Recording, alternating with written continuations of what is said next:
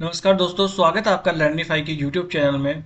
यह है अपनी इंडियन ज्योग्राफी की सीरीज, जिसमें आज हम देखने वाले हैं भारत के अफवाह तंत्र के बारे में। साथ ही साथ सिंधु नदी तंत्र के बारे में हम जानकारी हासिल करने वाले हैं। तो चलिए शुरू कर लेते हैं आज का लेक्चर, है ना। सबसे पहले तो अफवाह तंत्र होता क्या है। अफवाह तंत्र का मतलब होता है एक ऐसा क्षेत्र जहां पर कोई एक नदी होती है और उस नदी के साथ साथ उसके आसपास की नदियां और आके मिलती हो। उस क्षेत्र को पूरे को कह देते हैं अफवाह तंत्र या ड्रेनेज सिस्टम। तो देखिए, ये जो है ये एक मुख्य नदी है, आपको दिख रही है। साथ में इसकी जो सहायक नदियां आके इसमें मिलती जा रही है ना। ये देखिए, तो ये पूरा जो क्षेत्र हो गया, ये यहाँ से लेके ये, इसको कह देंगे हम क्या, नदी तंत्र या अफवाह तंत्र इसे हम कह देते हैं। यानी एक मुख्य नदी, साथ ही साथ उसकी सहायक नदियों का पूरा जो तंत्र होता है वो मिलकर बनाता है अफवाह तंत्र। अब अगर हम देखें कि भारत के जो अफवाह तंत्र है उसको मुख्य कौन कौन से भागों में बांटा जा सकता है, तो दो भागों में बांटा जा सकता है। एक है हिमालयी अफवाह तंत्र और एक है प्रायद्वीपीय अफवाह तंत्र। यानी एक आप कह सकते हैं कि हिमालयी नदियां हैं और एक है प्रायद्वीपीय नदियां। हिमालय नदियां और प्रायद्वीपीय नदियां का मतलब मैप बनाते हैं फिर समझाते हैं।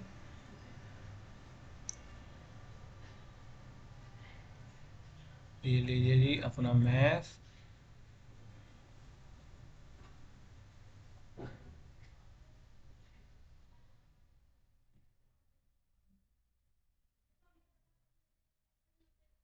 ठीक है, ये बन गया। तो देखिए, ये जो है यहाँ पर हम देखें, ये वाला कर्क रेखा से ऊपर वाला जो भाग है, इसे हम कह सकते हैं हिमालयी नदी तंत्र या अफवाह तंत्र। और ये जो है इसे हम कह सकते हैं प्रायद्वीपीय नदी तंत्र। समझ रहे हैं आप। यानी यहाँ जो नदियां बहती हैं उन्हें हम हिमालय नदी तंत्र कह सकते हैं, और जो यहाँ नदियां बहती हैं उन नदियों को हम कह सकते हैं प्रायद्वीपीय नदी तंत्र। तो दो भागों में हम बांट सकते हैं, प्रायद्वीपीय नदी तंत्र और हिमालय नदी तंत्र। ये दो मुख्य नदी तंत्र हो गए। ठीक है। उसके बाद में उसके बाद में अगर हम देखें तो एक कंसेप्ट आता है ग्रेट इंडियन वाटर डिवाइड या भारतीय महाजल विभाजक। क्या होता है ग्रेट इंडियन वाटर डिवाइड या भारतीय महाजल विभाजक। तो ये महाजल विभाजक क्या है, अगर कहीं पूछ ले तो भारतीय महाजल विभाजक का अर्थ है, यहाँ हम भारत का मैप बनाते हैं। भारत का मैप अब तक तो आपको याद हो ही जाना चाहिए, नहीं हुआ है तो जल्दी कीजिए। भारत का मैप जो है आपको याद हो जाना चाहिए। तो देखिए, यहाँ पर क्या है, ये अरावली पर्वत श्रृंखला है ना। यहाँ पर क्या है, विंध्यन है। यहाँ पर क्या है, सतपुड़ा है। और यहाँ पर क्या है, पश्चिमी घाट है। ये सब जो है भारत का बनाते हैं महाजल विभाजक। तो अब अगर इनको हम भारत के महाजल विभाजक को अगर सीधा सीधा हमें दिखाना हो, तो भारतीय महाजल विभाजक को हम दिखाएंगे इस प्रकार से। किस प्रकार से, ये यहाँ पर जो है ये अपनी अरावली है। ये हालांकि अलग यहाँ से है, ये विंध्य है। ठीक है, ये विंध्य श्रेणी है। ये सतपुड़ा है। हालांकि ये जुड़े हुए नहीं है एक दूसरे से। और ये यहाँ पर क्या है, ये पश्चिमी घाट है। तो ये अरावली हो गया, ये विंध्य हो गया, ये सतपुड़ा हो गया, और ये पश्चिमी घाट हो गया। ये सब जो है भारत का महाजल विभाजक। इसका मतलब ये हुआ कि यहाँ से नदियां कुछ निकल के इधर जाती होंगी या इधर जाती होंगी, है ना। यहाँ से जो नदी देखिए इधर जाती होगी। ये क्यों जा रही है इधर, क्योंकि इस महाजल विभाजक की वजह से ही जा रही है। यहाँ से नदियां देखिए कुछ इधर जाती है, कुछ नदियां यहाँ से इधर जाती है, कुछ नदियां इधर से इधर जाती है, इधर जाती है, इधर जाती है, इधर जाती है ना। तो ये है, यही है महाजल विभाजक। क्योंकि ये नदियों का जो जल किस तरफ जाएगा इसको विभाजित कर देता है, इसलिए है महाजल विभाजक। तो महाजल विभाजक में अरावली, विंध्य, सतपुड़ा, पश्चिमी घाट जो है मुख्यतया भारत में आ जाते हैं। समझ गए। इसके बाद में हम देखेंगे, अब हम देखेंगे कि प्रायद्वीपीय नदी तंत्र कौन सा है और जो है हिमालय नदी तंत्र कौन सा है। प्रारंभ में हम इसकी ऑलरेडी चर्चा कर चुके हैं। तो आज हम देखेंगे, सबसे पहले हम चर्चा करेंगे वो है हिमालय नदी तंत्र की। तो पहले हम अपना मैप बना लेते हैं, क्योंकि हम किसी के मैप के मोहताज नहीं है। हमें अपना मैप बनाना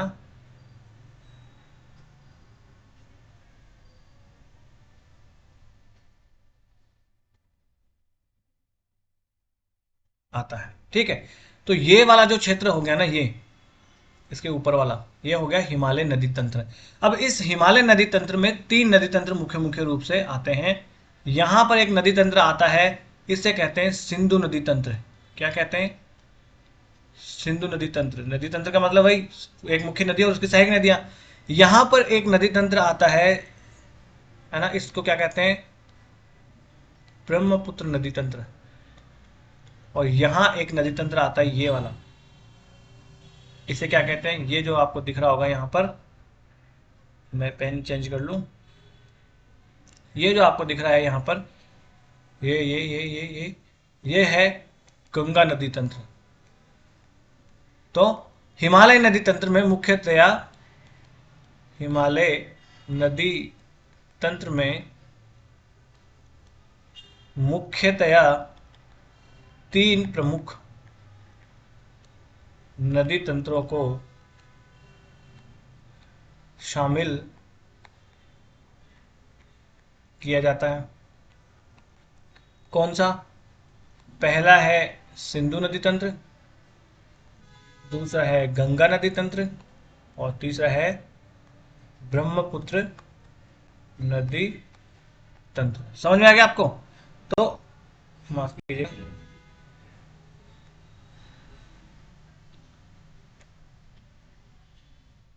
हाँ जी, तो हम ये डिस्कस कर रहे थे गंगा नदी तंत्र, सिंधु नदी तंत्र और ब्रह्मपुत्र नदी तंत्र। तो हिमालय नदी तंत्र में मुख्यतः कौन सा आता है?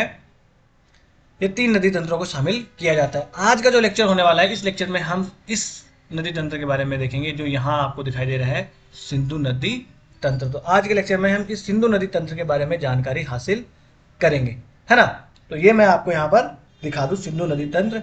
सिंधु नदी तंत्र में मुख्यतया है 6 नदियां, तो यानी कि सिंधु और उसकी 5 सहायक नदियां आती हैं सिंधु नदी तंत्र में। तो यहाँ पर देखिए, मैं आपको और भी बताऊंगा। ये आप यहाँ पर देख सकते हैं, ये क्या है? यहाँ पर चेमायुंगडुंग ग्लेशियर यहाँ पर है, और ये है मानसरोवर झील के पास में ये चेमायुंगडुंग ग्लेशियर। यहाँ से ये सिंधु नदी निकलती है, और बाकी इसकी सहायक नदियाँ हैं झेलम, चिनाब, रावी, व्यास और सतलुज, है ना। इनके बारे में हम एक एक करके अब जानकारी हासिल कर लेते हैं, है ना। मैप आपको पता लग गया कि कहाँ से कहाँ पर बहती है। तो ये जम्मू कश्मीर से लेकर पंजाब तक ये नदियाँ बहती हैं, है ना। अब हम आ जाते हैं इन नदियों के ऊपर, एक एक करके इन नदियों के बारे में हम जानकारी हासिल करते चले जाएंगे, है ना। तो यहां पर हम सबसे पहले देख लेते हैं सिंधु नदी के बारे में। सिंधु नदी जो है, यहां पर हम हेडिंग लगा देंगे, सिंधु नदी तंत्र, है ना। ठीक है, हाँ जी। तो सबसे पहले तो सिंधु नदी का हम उद्गम स्थल देखेंगे। तो उद्गम स्थल है इसमें तिब्बत के मानसरोवर के निकट चेमायुंगडुंग ग्लेशियर है, वहां से।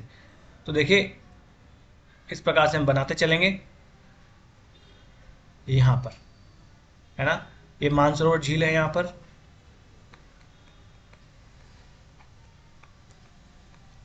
दो तीन नदियां यहीं से निकलती है, सतलज नदी भी यहीं से निकलती है और ब्रह्मपुत्र नदी भी यहीं से निकलती है ना। मैप पे भी आप भूल जाओ, आप देखो नदी कैसे कैसे बहती है। ये यहाँ पर आप मान लीजिए कि ये चेमायुंगडुंग ग्लेशियर है,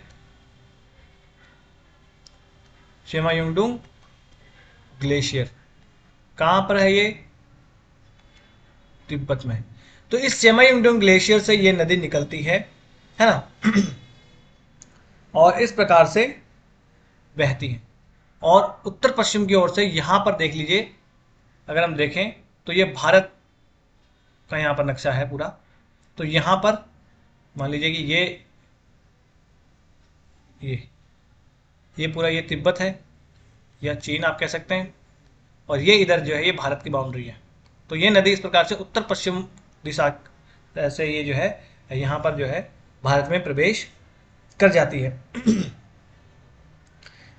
ठीक है, तो ये तिब्बत के चेमायुंगडुंग ग्लेशियर से निकलती है। अब देखें यहाँ पर जब मैं आपको पढ़ा रहा था ग्लेशियर्स, और आपको मैं यहाँ पर बता रहा था जब कि काराकोरम, लद्दाख और जास्कर श्रेणियाँ पार हिमालय की, तो मैंने आपको बताया था कि यहाँ पर देखिए ये एक है लद्दाख श्रेणी, और इसके नीचे जो है,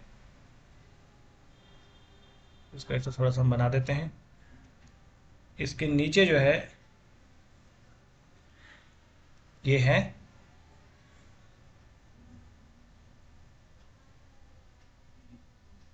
जास्कर श्रेणी। तो ये है लद्दाख श्रेणी और ये है जास्कर श्रेणी, ये है ना,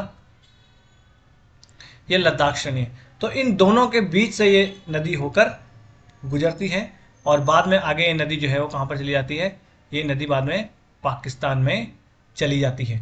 ठीक है, हाँ जी, तो माफ कीजिएगा,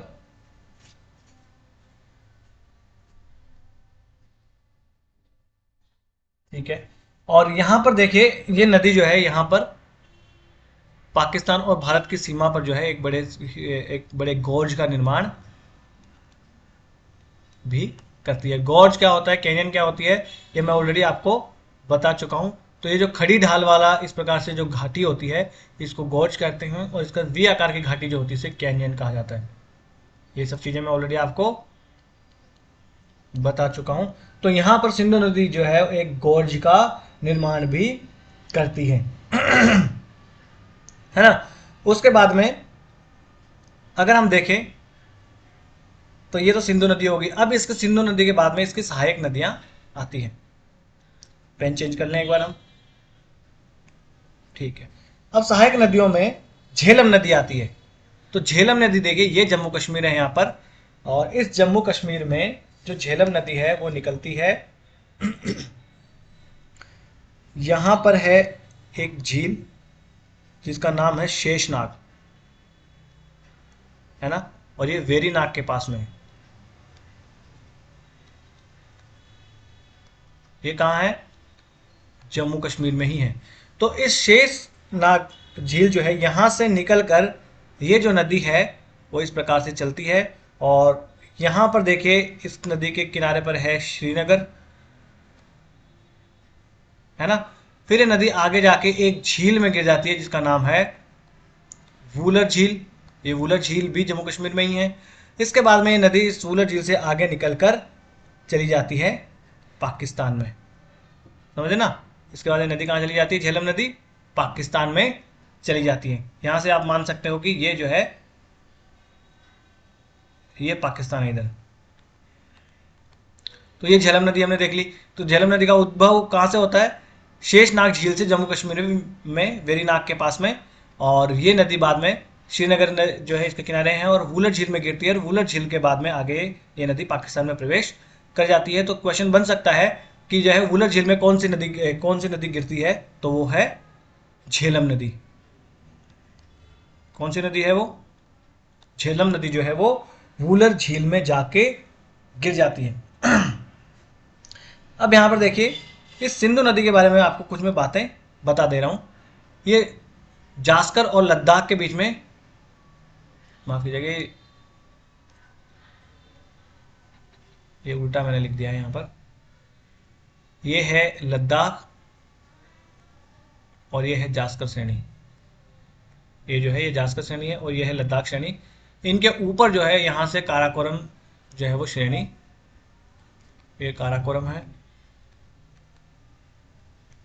तो यहां से देखिए, यहां पर मैंने ऑलरेडी आपको बताया था कि इसके दाएं तट पर यहां पर क्या बसा हुआ है, यहां पर इसके दाएं तट पर जो है वो लेह शहर जो है, यानी लद्दाख की आज यूनियन टेरिटरी की राजधानी लेह जो है वो इस सिंधु नदी के किनारे पर भी बसा हुआ है। ये एक चीज छूट गई थी। उसके बाद में सिंधु नदी की एक सहायक नदी है,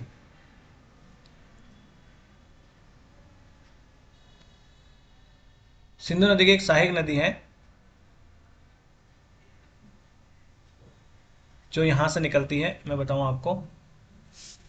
हाँ जी, तो ये देखिए एक श्योक नदी है जो यहां से काराकोरम और लद्दाख के बीच से निकलती है, और ये सिंधु नदी की सहायक नदी है। इसको आप बिल्कुल भी मत भूलना, सिंधु नदी की सहायक नदी है श्योक नदी, है ना।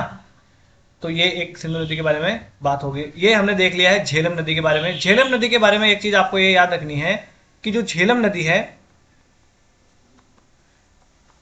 ये विसर्पण करती है, विसर्पण करती है। और ये एकमात्र ऐसी नदी है सिंधु नदी तंत्र की जो विसर्पण करती है अपने युवावस्था में। इस प्रकार से विसर्पण मतलब इस प्रकार से नदी आगे बढ़ती है, इसको कहते हैं विसर्पण।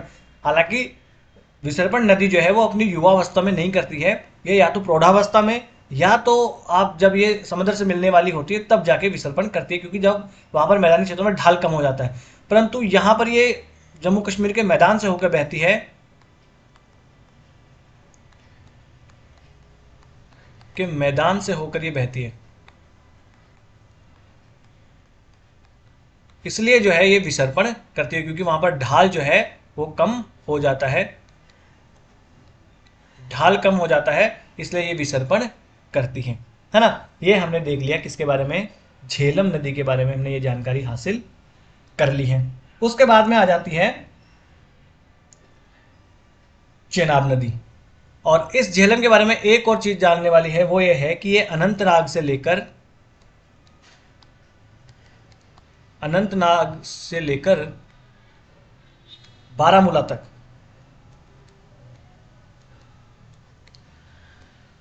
क्या है, ये नौकागम्य है,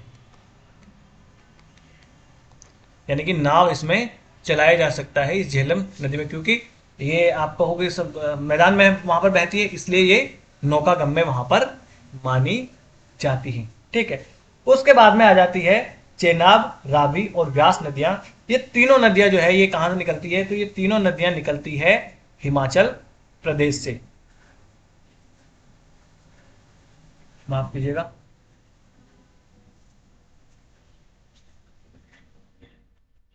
हाँ जी। तो हम इन तीनों नदियों के बारे में जानकारी हासिल कर रहे थे। तो ये जो तीनों नदियां हैं, रावी, चेनाब, रावी, व्यास और सतलुज, ये तीनों नदियां जो कहां से, हिमाचल प्रदेश से निकलती है ना। तो चेनाब नदी निकलती है बारालाचा जो दर्रा है उसके पास से, हिमाचल प्रदेश से, है ना। तो ये यहाँ पर हिमाचल प्रदेश है, और यहाँ से जो है ये बारालाचा जो पास है, यहाँ पर आप देखिए ये बारालाचा पास है, बारालाचा ला दर्रा, है ना। तो ये हिमाचल प्रदेश में है ना। तो हिमाचल प्रदेश से ये नदी निकलती है और इस प्रकार से आगे पाकिस्तान में चली जाती है। ठीक है, देख लिया। इसके बाद में ये जो दो नदियां हैं ये भी हिमाचल प्रदेश से ही निकलती है, रोहतांग दर्रे के समीप से रावी और व्यास नदियां वहां से निकलती है। ये रोहतांग दर्रा है ना। इस रोहतांग दर्रे से कौन सी नदियां निकलती है, तो इस रोहतांग दर्रे से निकलती है रावी और व्यास नदियां। यहाँ पर इनका क्रम अगर आप देखो तो इस प्रकार से इनका, तो झेलम हो गया, चिनाब, ये है चिनाब, ये रावी, और इसके बाद में व्यास नदी आती है। तो ये व्यास नदी भी यहीं से रोहतांग दर्रे के पास में ही निकलती है, पर ये पाकिस्तान में नहीं जाती है। तो अब देखिए ये जो नदियां हैं, थोड़ा सा आपको समझना पड़ेगा यहाँ पर, ये नदियां जो है चिनाब नदी में आके जाकर मिल जाती है, ये झेलम भी और ये रावी भी जाके चिनाब नदी में मिल जाती है इस प्रकार से। परंतु ये जो है यहाँ पर व्यास नदी, ये व्यास नदी जो है ये पाकिस्तान में नहीं जाती है। सिंधु नदी तंत्र की एकमात्र नदी है जो पाकिस्तान में नहीं जाती है, भारत में ही दूसरी नदी से मिल जाती है।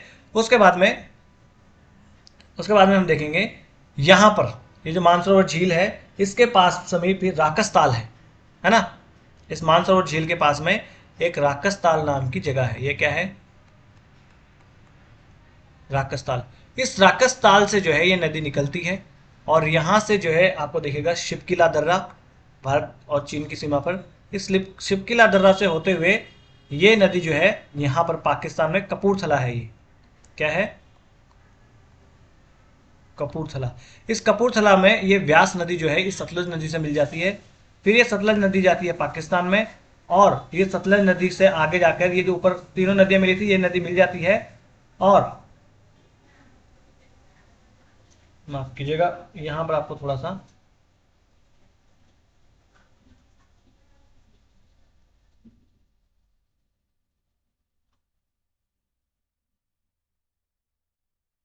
हाँ जी, तो ये कपूरथला में जो है ये आपको व्यास नदी जो है आके सतलज नदी से मिल जाती है। ठीक है ना। हाँ जी, तो ये हमने देख लिया। तो और ये यहाँ पर शिवकिला गोर्ज का निर्माण भी करती है। ये नदी है ना यहाँ पर शिवकिला दर्रा के पास में शिवकिला गोर्ज का निर्माण भी करती है।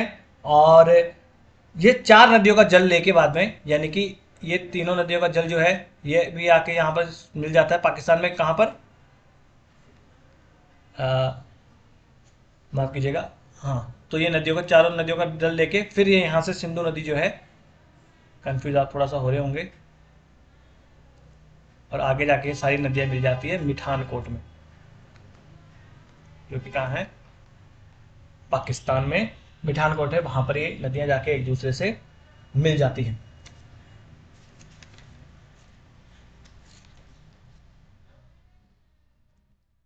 अगर यहाँ नहीं समझ में आया ना तो मैं आपको दूसरे पेज पर समझा देता हूँ।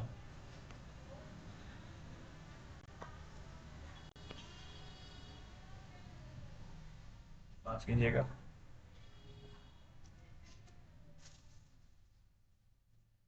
यहाँ हम समझते हैं, तो देखिए सबसे पहले हम देखेंगे कि सिंधु नदी तंत्र की इसमें 6 नदियां आती है। 6 नदियां कौन सी, एक तो सिंधु प्लस 5 उसकी सहायक नदियां,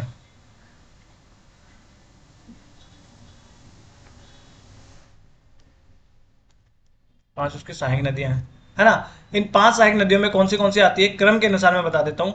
सबसे ऊपर आती है सिंधु, तो याद करने का तरीका भी देख लीजिए, ये ऊपर एस नीचे एस, फिर यहाँ से आप लगाओगे जे सी आर और बी, है ना, जे सी आर बी। तो ये 6 नदियां जो हैं वो सिंधु तंत्र की पूरी नदियां हैं। इसमें सिंधु नदी जो है ये, और नीचे है सतलज। तो सिंधु और उसकी 5 सहायक नदियां मिलकर सिंधु तंत्र का निर्माण करती हैं। इनमें देखिए ये सिंधु नदी तंत्र की पांचों सहायक नदियां जो हैं ये सिंधु नदी में बाएं तट से जाकर मिलती है। देखिए अगर मैं आपको यहाँ बताऊं कि आगे देखिए ये नदी जो है आगे इस प्रकार से चली जाती है। ये झेलम जम्मू कश्मीर में वेरीनाग से निकलती है, ठीक है, ये पाकिस्तान में जाती है।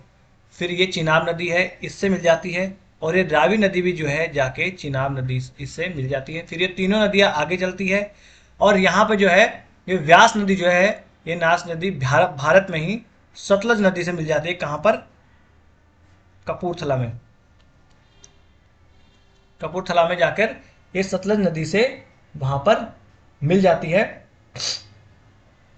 और फिर ये नदी जो है आगे जाके मिल जाती है इससे, ये जो नदी यहाँ पर एक हुई थी, और ये आगे चलकर पाकिस्तान में मिठानकोट में एक जगह मिल जाती है। ये कौन सी जगह है, मिठानकोट। तो मिठानकोट में जाके ये पांचों नदियां एक दूसरे से मिल जाती है। और इसलिए इन पांचों नदियों को क्या कहा जाता है, इन पांचों नदियों को कहा जाता है पंचनद। कहां पर, पंजाब में, क्योंकि ये पांचों नदियां पंजाब में बहती है। अब आप कहोगे सर झेलम नदी तो जो है वो तो जम्मू कश्मीर में बह रही है, पंजाब में तो बह ही नहीं रही है। तो देखिए पंजाब सिर्फ भारत में नहीं है, पंजाब पाकिस्तान में भी है। इनको प्राचीन काल से ये नाम दिया गया है, जब भारत पाकिस्तान एक हुआ करते थे, और पंजाब आज भी पाकिस्तान में प्रांत का नाम है। तो कौन सी नदी, देखिए कौन सी नदी में आकर मिलती है, ये सब आपको याद रख लेना है, क्योंकि ऐसा यूपीएससी ने एक बार क्वेश्चन पूछ लिया था, है ना। तो देखिए झेलम और रावी नदी आके चिनाब नदी में मिल जाती है ना, ये दोनों इस प्रकार से मिल जाती है। ठीक है, उसके बाद में इनके नीचे वाली नदी जो है व्यास, ये पाकिस्तान में ना जाकर, मान लीजिए कि ये भारत पाकिस्तान की सीमा है, तो ये भारत पाकिस्तान की सीमा में, ये पाकिस्तान में ना जाकर भारत में पंजाब में कपूरथला के पास में आकर ये मिल जाती है व्यास नदी सतलज नदी में। और फिर सतलज नदी आगे जाती है, और ये तीनों नदियां जो है इनमें सम्मिलित रूप से मिल जाती है। और आगे जाकर मिठानकोट में ये पांचों नदियां सिंधु नदी से बाएं तट पर, देखिए अगर नदी इस प्रकार से जा रही है ना, तो ये इसका राइट है, ये इसका लेफ्ट है, तो लेफ्ट मुहाने पर ये मिलती है। ये इसके बारे में जान लिया। अब यहाँ से ऊपर से एक नदी आती है जो सिंधु नदी में आके मिल जाती है भारत में ही। इसका नाम है इस नदी का श्योक नदी। ये जान लिया इसके बारे में, ठीक है।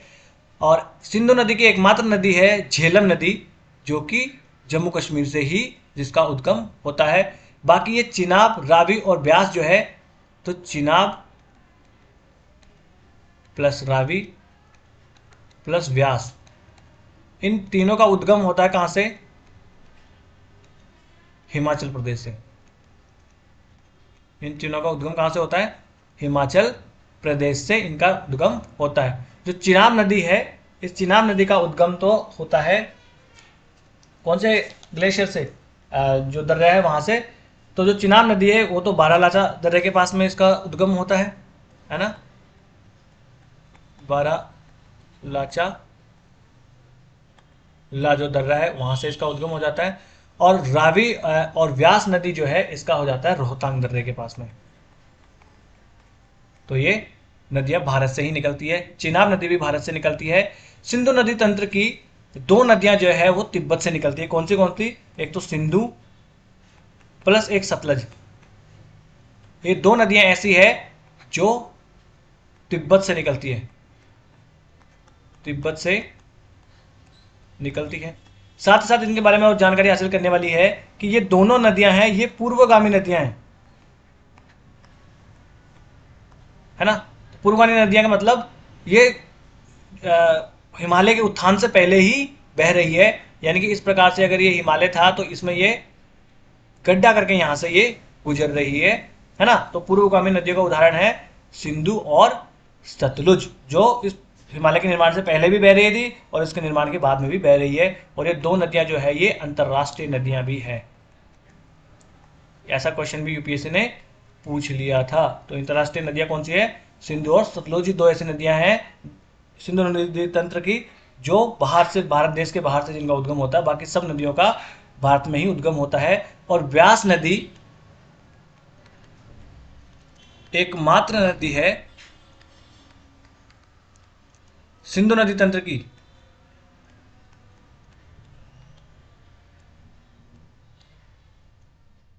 जो जिसका विलय पाकिस्तान में न होकर भारत में ही सतलज नदी से हो जाता है। ये आपको याद रख लेना है। और एकमात्र, अब बात सिंधु नदी तंत्र की हो रही है तो बार बार सिंधु नदी तंत्र नहीं लिखूंगा। एकमात्र विसर्पण करने वाली नदी, सिंधु नदी तंत्र की एकमात्र विसर्पण करने वाली नदी जो है वो कौन सी है? तो वो है झेलम नदी। समझ में आ गया आपको बात? ये इसके बारे में हमने जानकारी हासिल कर ली है। इतनी जानकारी मेरे हिसाब से बहुत है ना? अब यहाँ पर एक टॉपिक रह जाता है। उस टॉपिक का नाम है सिंधु जल समझौता, जिसे हम कहते हैं Indus water treaty. Indus water treaty जिसे हम कहते हैं, कब हुआ था? 1960 ईस्वी में। इसमें क्या कहा गया था कि सिंधु नदी तंत्र की जो नदियां, फिर से बना लेते हैं एक बार। ये है सिंधु, इसके बाद में यहाँ से निकलती है झेलम, उसके बाद में यहाँ से हिमाचल प्रदेश निकलती है चिनाब, और यहाँ से निकलती है हिमाचल प्रदेश में रावी। ये तीनों नदियाँ जो है इसमें मिल जाती है। उसके बाद में यहीं से एक व्यास नदी निकलती है और तिब्बत से निकलती है सतलज नदी, और ये भारत में कपूरथला से मिल जाती है, कपूरथला में ही। फिर ये नदियाँ देखिए इस प्रकार मिलती है और आगे जाके ये पाकिस्तान के मिठानकोट में मिल जाती है। तो ये सिंधु है, ये झेलम है, ये चिनाब है, ये रावी है, ये ब्यास है और ये सतलज है। तो इनमें से ये कहा गया कि इसमें जो 6 नदियां हैं, इन 6 नदियों में से जो पश्चिमी 3 नदियां हैं, 3 नदियां, इनके पानी का 80% इस्तेमाल तो कौन करेगा? पाकिस्तान। और 20% पानी का इस्तेमाल कौन कर सकता है? भारत कर सकता है। जो पश्चिमी नदियां, तो 3 पश्चिमी नदियां कौन सी होगी?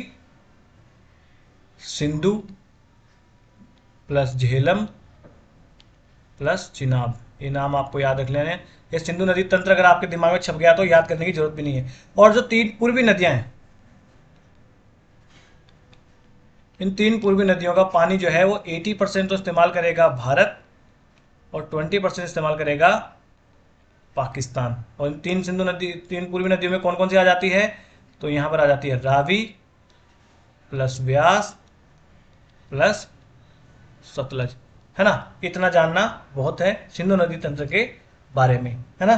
तो इन 3 जो नदियां हैं इनका क्रम ऊपर से लेकर दक्षिण तक, इन सबका क्रम आपको याद रख लेना है। आज का लेक्चर हम यही समाप्त कर लेते हैं। इस लेक्चर की अगर आपको पीडीएफ चाहिए तो आप जाइए लर्निफाई अनलॉकिंग नॉलेज के नाम से टेलीग्राम पे अपना चैनल है, यहाँ से आप स्कैन कर सकते हैं और डिस्क्रिप्शन बॉक्स में लिंक भी दिया हुआ है। वीडियो अगर आपको अच्छा लगा हो तो लाइक कर दीजिए और चैनल को सब्सक्राइब कर लीजिए।